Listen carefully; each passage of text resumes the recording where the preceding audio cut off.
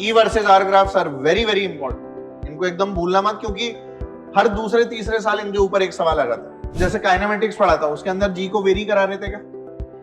जरूरत ही नहीं थी, क्योंकि हाइट क्या होती थी 1 2 4 5 10 20 25 30 50 किलोमीटर। महंगाई बढ़ने की एक रेट है, अगर वो नेगेटिव हो जाएगी तो हमारी कंट्री के अंदर फिर हमें बोरी भर भर के ले जाना पड़ेगा, और उससे फिर एक ब्रेड का पैकेट आएगा, पैसा ले जाना पड़ेगा। हमें आपस में ऐसा नहीं है कि मैं आया क्लास के अंदर सारे आके चिपक गए मुझसे, है ना, इतनी थोड़ी ना फील्ड होती है, क्योंकि हम लोग करीब करीब आओ बेटा शुरू करते। तो आज जो हमारा नया नया चैप्टर शुरू होने वाला है उसका क्या नाम है? ग्रेविटेशन। और ग्रेविटेशन का कौन सा पार्ट है? रैपिड रिवीजन सीरीज वाला पार्ट। तो रैपिड रिवीजन के अंदर हम लोग ग्रेविटेशन के जितने भी कंसेप्ट्स हैं तो सारे के सारे आज कवर कर लेते हैं, जिससे आपको खुद से कॉपी खोल के रिवीजन करने की जरूरत ना पड़े। वैसे तो पड़ेगी, पर तो भी आप लोगों को देख लेना चाहिए, देखने से फायदा होगा बहुत सारा। वो फायदे के बारे में चर्चा कर लेते हैं, क्या क्या फायदा है। एटलीस्ट फॉर्मूले तो हम लोग अभी रिवाइज कर लें, क्वेश्चन आपकी कॉपी में बहुत सारे ऑलरेडी मौजूद हैं। तो याद करो, ग्रेविटेशन में सबसे पहली चीज जो हमने पढ़ी थी वो क्या थी? वही एप्पल गिरने वाली कहानी। जबकि कोई एप्पल गिरा तो भी कहानी क्या सुनाते हैं? कौन गिरा था? Just to make physics interesting, जिसमें आपका कोई इंटरेस्ट देखो। तो अगर ये मासेस बेटा m1 m2 मौजूद है और उनके सेंटर्स के बीच की डिस्टेंस क्या है? r, तो आप लोगों को पता होगा कि फोर्स की वैल्यू क्या होती थी? बोलो, minus of G m1 m2 by r square. Minus sign हमेशा क्या डिपिक्ट करता है? यहाँ पे अट्रैक्टिव फोर्सेस मौजूद है। कैसी फोर्सेस है? अट्रैक्टिव फोर्सेस, है ना बेटा। ग्रेविटेशनल फोर्स हमेशा अट्रैक्टिव होती है। ट्रू और फॉल्स? ट्रू और फॉल्स? ट्रू, ये बात सबको पता है ना। जबकि चार्जेस के अंदर रिपल्शन भी हो सकता है, ग्रेविटेशन के अंदर ऐसा कुछ भी होता है। It is always directed along the line joining the point masses, है ना। अब देख कितनी बड़ी अर्थ है, अर्थ को भी क्या मान रखा है? खास बात है ना फिजिक्स की। और छोटी सी बॉल ले लो, उसको भी क्या मान लो? अर्थ को भी क्या मान लो? Point mass. जुपिटर को भी पॉइंट मास, सन को भी पॉइंट मास। तो ग्रेविटेशन में जितनी कैलकुलेशन हम लोग करते हैं अपने लेवल पे, उस कैलकुलेशन के अंदर सब कुछ क्या है? पॉइंट मास है। चाहे सन इतना बड़ा है पर तो भी वो भी क्या है? तो हम लोग तो दो गोलों के बीच की दूरी मान के सब कुछ सॉल्व कर देते हैं, ठीक है। और गोलों के बीच में हमेशा क्या होता है? अट्रैक्शन। क्लैरिटी है? दुनिया में कोई भी दो बॉडीज हो, उनके बीच में हमेशा क्या होगा? रिपल्शन नाम की कोई चीज। तो असल में सिर्फ प्यार होता है, असल में सिर्फ प्यार होता है। हेट नाम की कोई दुनिया में चीज नहीं होती है। तो directed along the line joining conservative force है। कंजर्वेशन लिखा हुआ है, कैसी फोर्स होती है बेटा? कंजर्वेटिव फील्ड होती है। और इसमें मैकेनिकल एनर्जी क्या रहती है? कंजर्व रहती है। सेंट्रल फोर्स का क्या मतलब था? Directed towards the centre. याद आ गया बेटा? और इसी कारण से एंगुलर मोमेंटम क्या रहता है? कंजर्व। क्यों? सेंट्रल फोर्स का मतलब टाउ नेट जीरो हो गया ना। नेट टॉर्क क्या लिखोगे आप लोग? जीरो। और अगर टाउ नेट जीरो है, इसका मतलब एंगुलर मोमेंटम क्या रहेगा? कंजर्व्ड रहेगा। यस और नो? अगर नेट टॉर्क जीरो है, नेट टॉर्क क्या है? तो एंगुलर मोमेंटम हमेशा क्या रहेगा? कंजर्व। क्योंकि एंगुलर मोमेंटम क्या होता था? पिछली क्लास में ही तो पढ़ा है, tau is equal to DL by D. भूल गए? टाउ इज इक्वल टू क्या पढ़ते थे? DL by D T. तो अगर टाउ नेट का वैल्यू जीरो होगा तो एल क्या होगा? कांस्टेंट। कांस्टेंट मतलब कंजर्व। बात क्लियर है सब? इसके बाद में हम लोगों ने ग्रेविटेशनल फील्ड के बारे में पढ़ा था। फील्ड क्या होती है? Gravitational field. तो when we talk about gravitational field, तो फील्ड के बारे में हमने बोला था कि अगर मान लो कि मेरे आसपास कोई लोग मौजूद है तो उन लोगों को मेरा अट्रैक्शन फील होगा। मैं बहुत मैसिव हूं तब, है ना। ऐसे इस दुनिया के अंदर नहीं होता ऐसे, है ना बेटा। ऐसे तुम्हारे आसपास लोगों को तुम्हारा अट्रैक्शन फील होता है? नहीं, बल्कि सर्दी में तो और दूर भाग जाते हैं नाक बंद करके, है ना। तो अगर बहुत मैसिव बॉडी है और उसके आसपास कुछ लोग मौजूद हैं तो क्या उनको अट्रैक्शन फील होगा? वो अट्रैक्शन किस कारण फील होगा? फील्ड के कारण। वही जो कुछ कुछ दिख नहीं रहा है, दैट कुछ कुछ इज ग्रेविटेशनल फील्ड। समझ गए? तो आप जब किसी फील्ड के अंदर या उसकी विसिनिटी के अंदर जाते हैं तो हम लोगों को जो कुछ कुछ फील होता है वो कुछ कुछ क्या है? ग्रेविटेशनल फील्ड है। उसी ग्रेविटेशनल फील्ड की यहां पर बात चल रही है, जो किसके कारण निकाली गई है? स्फेरिकल शेल के कारण। क्या ये सारी चीजें हमने निकाली थी? शेल मतलब क्या बेटा? हॉलो होता है। तो जो हॉलो स्फीयर है वो आखिर शेल है। याद करिए कि इसकी value GM by R square लिखी थी।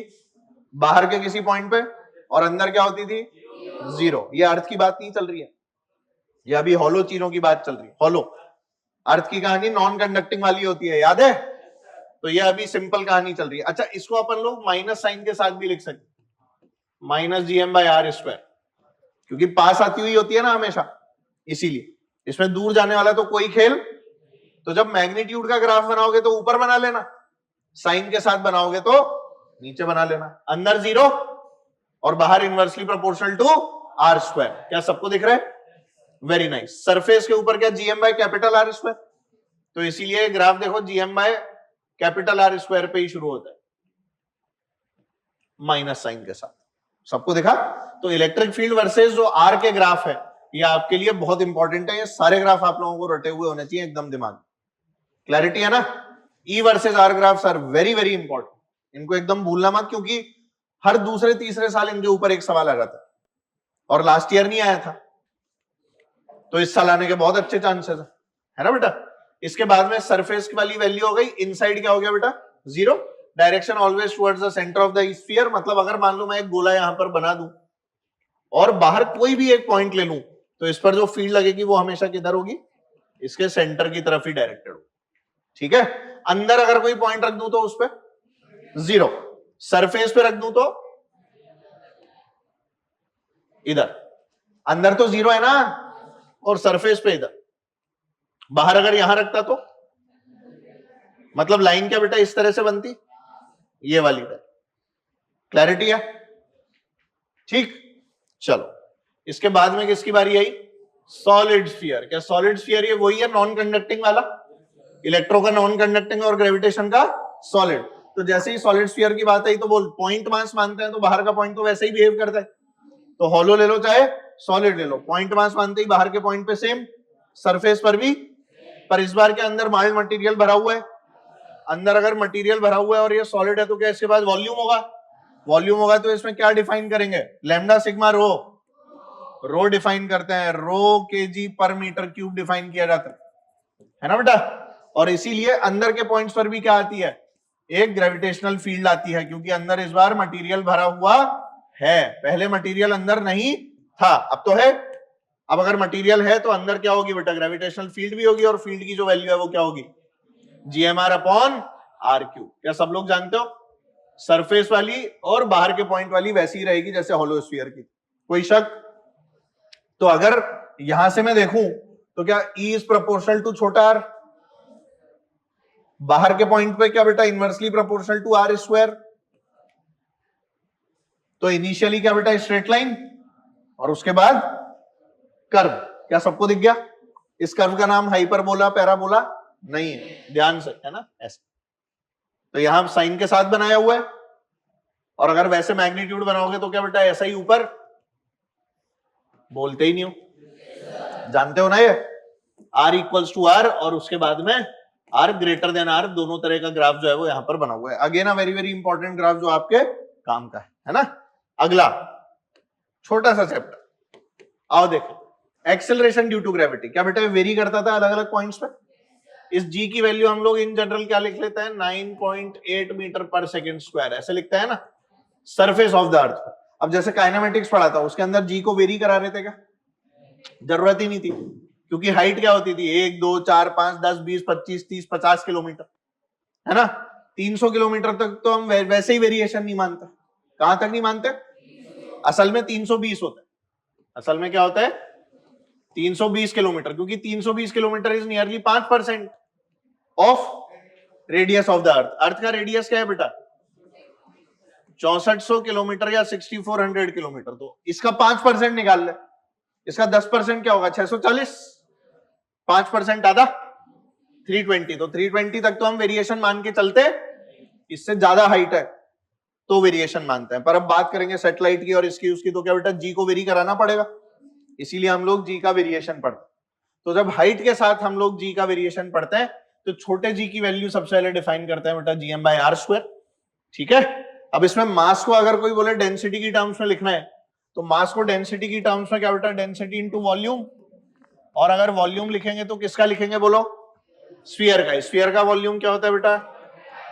4/3 पाई आर ई का क्यूब, अर्थ है ना, अर्थ के लिए तो ग्रेविटेशन डिफाइन कर रहे हैं अपन लोग, ये ग्रेविटेशनल फील्ड जिसको एक्सेलरेशन ड्यू टू ग्रेविटी बोल रहे हैं।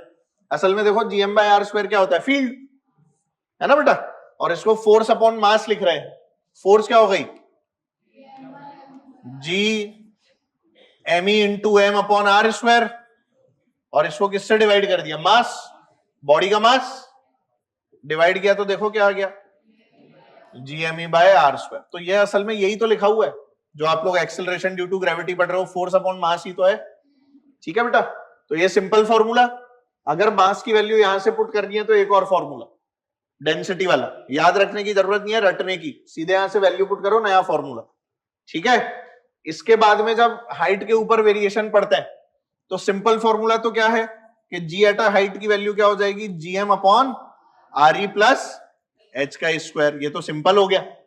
अब इस सिंपल के अंदर अगर अप्रोक्सीमेशन लेने पड़ जाए बाइनोमियल, तो इन दैट केस हम लोग क्या करते हैं बोलो, अगर h की value very very less than r हो जाए तो gh की वैल्यू क्या होती है, 1 माइनस 2h बाय r, और ये gs क्या लिखा हुआ है, सरफेस वाला, तो हम इसको ऐसे लिख सकते हैं, g at a height h is equal to g into 1 minus 2h by r। ये तरीका है, चलेगा सबको। इसके बाद में बात करते हैं किसकी बेटा, डेप्थ। किसी डेप्थ पर अगर जाओगे यानी अर्थ को खोदोगे तो अंदर हॉलो में जीरो होता था या सॉलिड में, सॉलिड में तो होता है ना, तो वो जो होता है उसको सीधे आप क्या जीएमआर अपॉन आर क्यूब से लिख सकते हो, ये वही लिखा है। अगर मान लो मैं अर्थ में डी डेप्थ चला गया तो इस वाले पॉइंट पर ये कितना बचेगा, बोलो ना अपने मुंह से, आर माइनस डी बचेगा ना ये, तो क्या लिखोगे इस वाले पॉइंट पे, बोलो ई की value G into G M R upon R cube, M E R कितना हो गया, आर माइनस डी अपॉन क्या बेटा, आर क्यूब। सिंपल, किसी भी डेप्थ पे, क्योंकि सेंटर से लेते हैं डिस्टेंस तो डी डायरेक्ट नहीं ले सकते, तो इसीलिए देखिए डायरेक्ट लिखा हुआ। और ये वाली वैल्यू को जब हम लोग थोड़ा सा घुमाते फिराते हैं बढ़िया से तो आंसर आता है g equals to G into 1 minus D by are.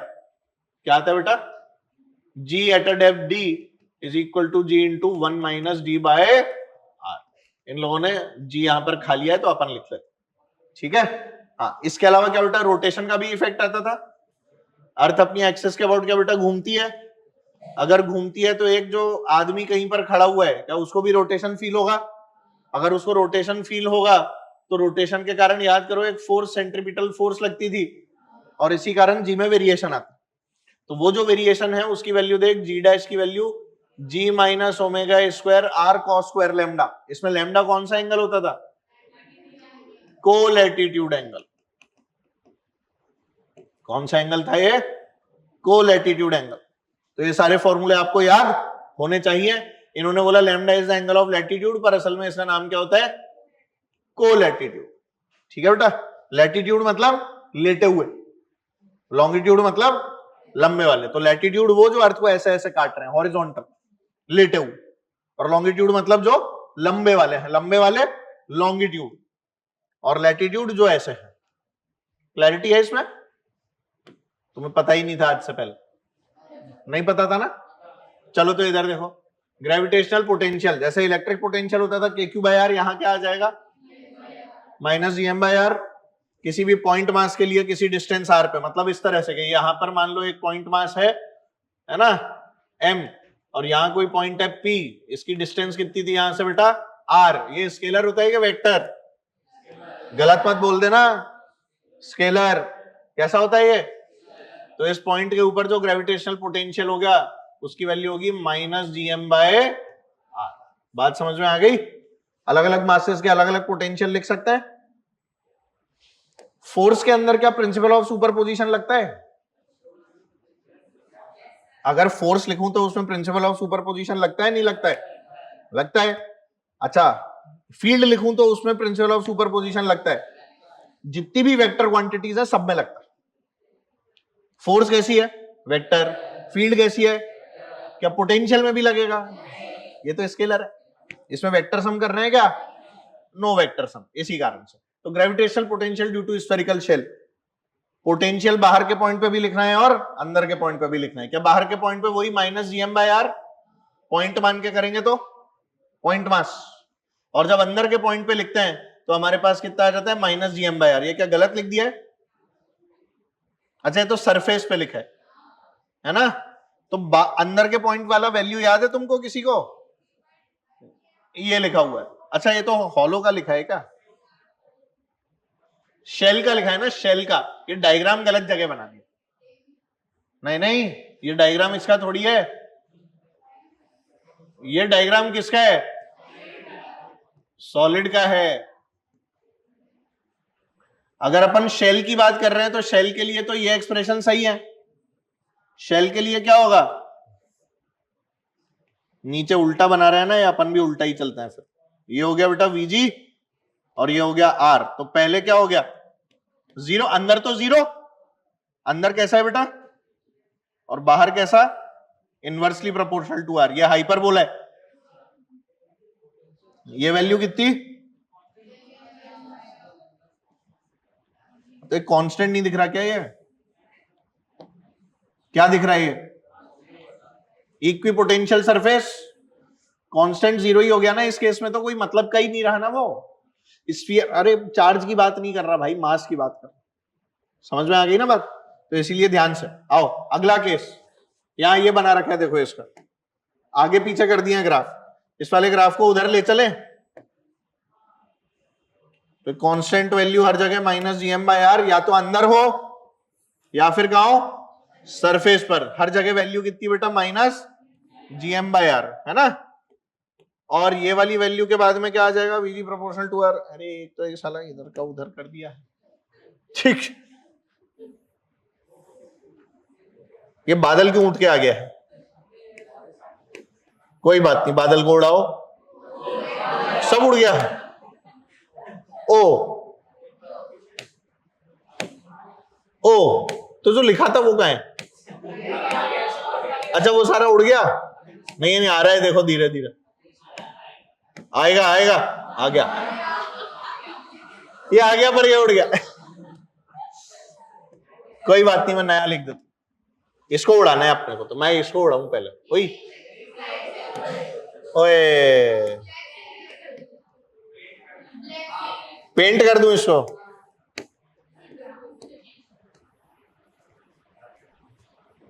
और यहां इसका ग्राफ बना देता हूं, है ना? यार तुम लोग गजब इंटेलिजेंट होते जा रहे। मतलब तुम्हारी ग्रोथ को देख के मुझे अपने आप पे शक होने लगता है। कोई बात नहीं सर, सब ठीक हो जाएगा। ठीक है बेटा। मतलब मैं यही सोचता हूं कि क्या मैं इतना अच्छा हूं, या तुम ही मतलब मेहनती हो? फिर मैं सोचता हूं मैं ही अच्छा हूं। तुम तो मेहनती हो ही बेटा, देखता ही हूं वो तुम, है ना? वो तो देखो अपने को बहुत साफ साफ दिखता है। और ये कैसा है बेटा? हाइपरबोला है ना?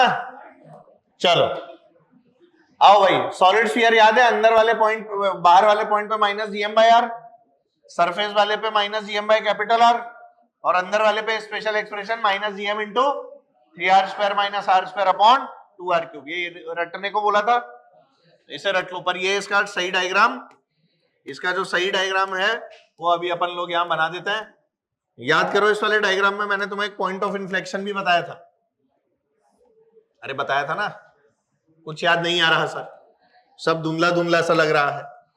यही होता है बेटा, और एग्जाम से पहले तो बहुत ज्यादा होता है। हो रहा होगा ना अभी भी? ये वाली वैल्यू बोलना जरा।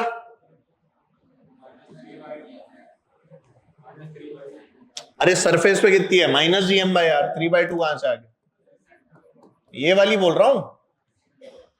अब ये वाली बोलो, सेंटर पे कितनी होगी बेटा? छोटे आर को 0 करो तो ऊपर क्या आ गया? 3/2 आ गया। तो ये वाली वैल्यू हो गई माइनस 3/2 GM/R। और यहां पे क्योंकि कर्व बदल रहा है तो इसीलिए ये पॉइंट क्या कहलाता था? पॉइंट ऑफ इन्फ्लेशन नहीं बेटा, इन्फ्लेक्शन। सरकार की बातें मत किया करो क्लास में। पॉइंट ऑफ इन्फ्लेशन, इन्फ्लेशन जानते हो क्या होता है? इन्फ्लेशन भी नहीं पता तुम्हें? महंगाई, इन्फ्लेशन क्या होती है बेटा? महंगाई किस दर से बढ़नी चाहिए, बहुत ज्यादा या जीरो? बहुत ज्यादा बढ़नी चाहिए। महंगाई बढ़ने की एक रेट है, अगर वो नेगेटिव हो जाएगी तो हमारी कंट्री के अंदर फिर हमें बोरी भर भर के ले जाना पड़ेगा और उससे फिर एक ब्रेड का पैकेट आएगा, पैसा ले जाना पड़ेगा ऐसे। अगर इन्फ्लेशन क्या हो जाए, कई कंट्रीज में इन्फ्लेशन -100%, -200% हो गया, तो वहां पैसे की वैल्यू ही खत्म हो गई। तो फिर एक ब्रेड का पैकेट लेने के लिए लोगों को ऐसे 10-10 हजार रुपए लेकर जाने पड़ते थे वहां की करेंसी में। तुम्हें पता है ऐसा कुछ होता है? छोड़ो, तुम इधर ध्यान दो। एक्सिस के ऊपर बेटा, एक्सिस याद है? एक्सिस मतलब ये वाला पॉइंट यहां, तो potential on the axis -gm/√r² + x²। ये वाली डिस्टेंस क्या है बोलो? x। इसका रेडियस कितना है बेटा? तो ये क्या हो गया? √ हो जाएगा ना ये। इसी तरह से बेटा अगर एस्केप वेलोसिटी की बात करेंगे किसी भी प्लैनेट से जिसका मास m और रेडियस क्या है? बड़ा r, तो एस्केप वेलोसिटी होती थी -√2gm/r, है ना? इसमें क्यों माइनस लगा दिए हैं? मजे लेने के लिए, कोई बात नहीं। ओए ठीक है बेटा, एस्केप वेलोसिटी, एस्केप वेलोसिटी की वैल्यू √2gm/r। इसके अलावा अगर ऑर्बिटल वेलोसिटी की बात करते हैं तो बेटा ऑर्बिटल वेलोसिटी सैटेलाइट किसके चारों तरफ घूमती है? प्लैनेट के। Satellite revolves around planet, sun revolves around planets, planets revolve around sun. Sun rises in the east, sun sets in the, sun never rises, sun never sets. तुम घूम रहे हो, सूरज देख रहा है कि तुम देख रहे हो? तुम देख रहे हो तो तुम्हें कौन घूमता दिख रहा है? और सूरज पे बैठ के देखते तो बैठ ही नहीं पाते सर, बैठ नहीं पाते सर, जल जाते, है ना? जलते नहीं, वेपराइज हो जाते, आत्मा सहित परमात्मा से मिलन हो जाता, है ना? Orbital velocity √gm/r। क्या बेटा ऑर्बिटल वेलोसिटी और एस्केप वेलोसिटी का एक रिलेशन है? ध्यान से देखो, वही लिखा हुआ है, v escape is √2 times of v orbital। जानते हो ना ये वाली बात? ठीक है, नियर बाय सैटेलाइट। और देखो भाई, टाइम पीरियड ऑफ सैटेलाइट याद है आपको? 2πr/v। टाइम पीरियड पे भी माइनस का साइन लगा दिए हैं गलती से, देखो। ओ माय गॉड, अरे वो माइनस का साइन नहीं है, मैं बताऊं क्या है वो। असल में क्या हुआ, जैसे ऐसे लिखना था, time period is equal to 2πr/v। तो अपॉन है ना, लंबा हो गया, और अपॉन लंबा होने के बाद क्या हुआ, बीच में काला पेन चल गया, ऐसे ऐसे। तो तुमको क्या लग रहा है? माइनस। अब मैं समझ गया क्या हुआ है।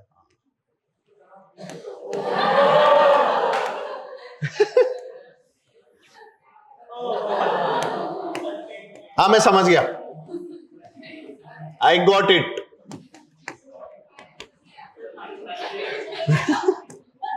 माइनस बच गया, माइनस हट जाओ, कुछ हट गया माइनस। चलो इसके बाद में बेटा पोटेंशियल एनर्जी -gm/r याद है?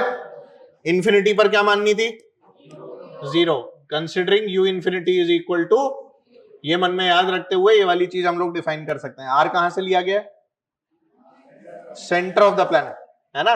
Kinetic energy ½ mv²gmm/2r। क्या ये पॉजिटिव रहती है? टोटल एनर्जी दोनों का सम -gmm/2r। क्या काइनेटिक एनर्जी और टोटल एनर्जी की जो मैग्नीट्यूड है वो सेम है? ध्यान से देखो, और ये ट्वाइस है, पक्का? ठीक है। बाइंडिंग एनर्जी, क्या ये वो एनर्जी होती है जिसके कारण सैटेलाइट आपकी ऑर्बिट में अटकी हुई है? अगर इस बाइंडिंग एनर्जी को आप लोग सैटेलाइट को पलट के दे दो या उससे ले लो, सैटेलाइट से ये वाली एनर्जी वापस ले लो, तो क्या सैटेलाइट इंफिनिटी पहुंच जाएगी?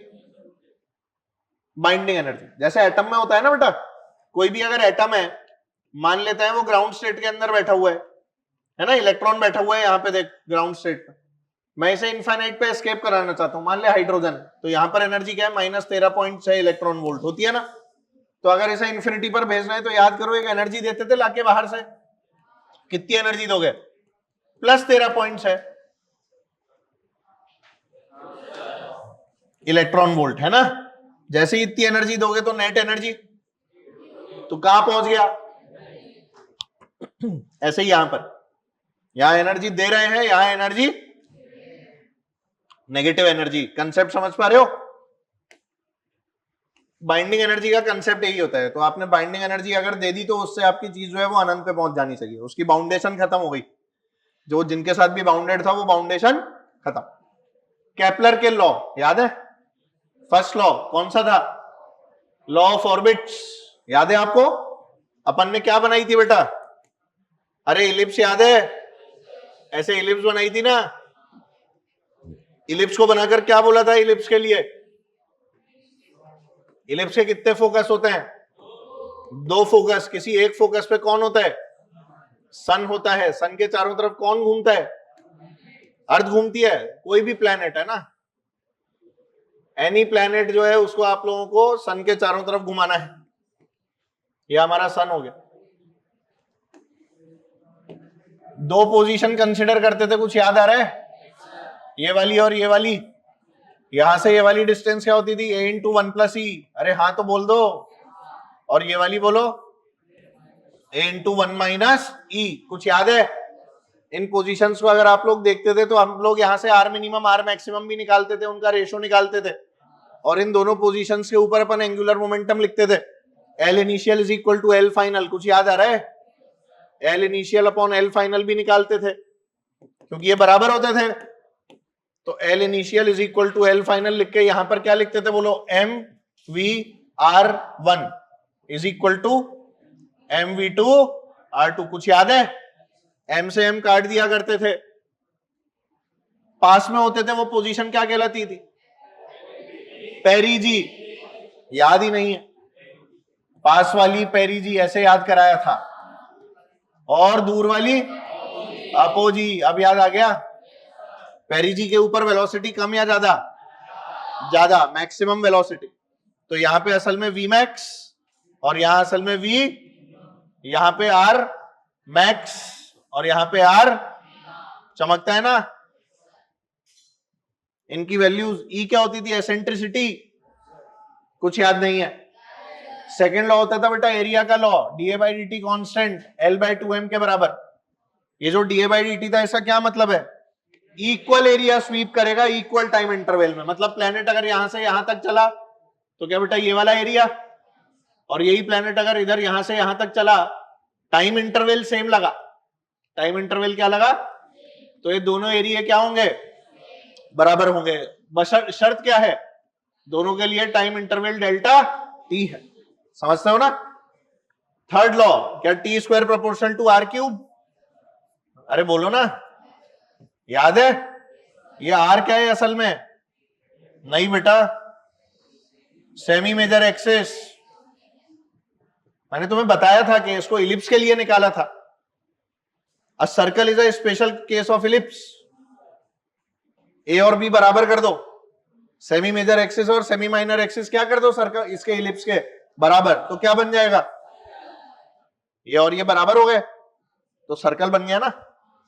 तो यही कंडीशन तो थी। तो डिराइव किसके लिए किया था, केपलर ने, सेमी मेजर एक्सिस के लिए, मतलब इलिप्स के लिए। पर ये प्रूव किसके लिए सही हो गया, सर्कल के लिए भी प्रूव हो। तो आप लोग इसे सर्कल बोल रहे हो तो आप गलत नहीं बोल रहे। हाँ हाँ समझ गया मैं, ओ मत करो, खट से ओ बोलने को तैयार रहते हो तुम लोग, ये देख लिया मैंने। यहां देखो, ठीक है बेटा, एरिया हो गया, इलिप्स हो गई। अरे ये सब कहां गया, मेरी इतनी सुंदर इलिप्स चली गई।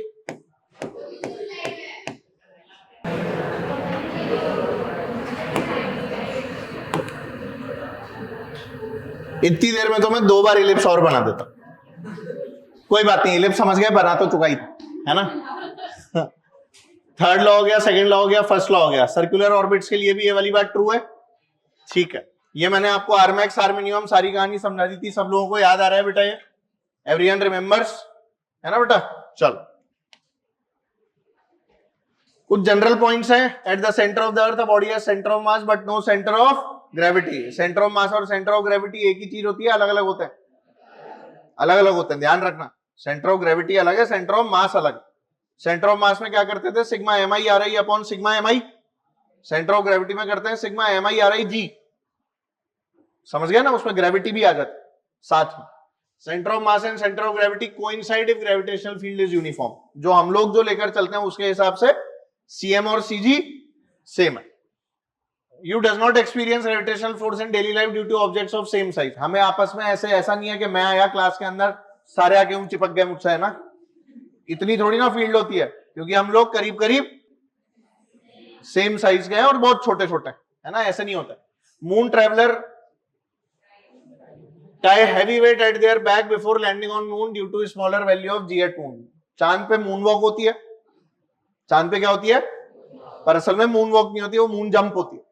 चांद पे चलने के लिए क्या करते हैं वो लोग? नीचे बहुत भारी भारी वेट मान लेते हैं, क्योंकि चांद के ऊपर जी की वैल्यू क्या है? बहुत छोटी नहीं, g/6. ठीक है, बहुत छोटी मत बोलना, g/6 बोलना. पता है ना तुम्हें? Space rockets are usually launched in equatorial line from west to east because g is minimum at equator and earth rotates from west to east about its axis. इस पॉइंट को ऐसा कैसा याद रखें? इक्वेटर के आसपास ही हम लोग रॉकेट्स को लॉन्च करते हैं, और वो भी कहां से कहां की डायरेक्शन में? क्योंकि अर्थ के रोटेशन की डायरेक्शन भी वेस्ट टू ईस्ट होती है, तो हमें सपोर्ट मिल जाता है. ठीक है. Angular momentum is conserved because gravitational field is a central field. Kepler second law और constancy of areal velocity is a consequence of conservation of, वही L/2m इक्वल्स टू कांस्टेंट लिखा था ना, ये dA/dt वाला, उसके लिए बोल रहा हूं. ठीक है. क्वेश्चन आ गया, work done to raise a mass from the surface of the earth to height h which is equal to the radius of the earth is. बोलो कैसे करेंगे? वर्क डन का फॉर्मूला निकाला था. वर्क डन की value क्या होती है? Minus delta U. होती है कि नहीं?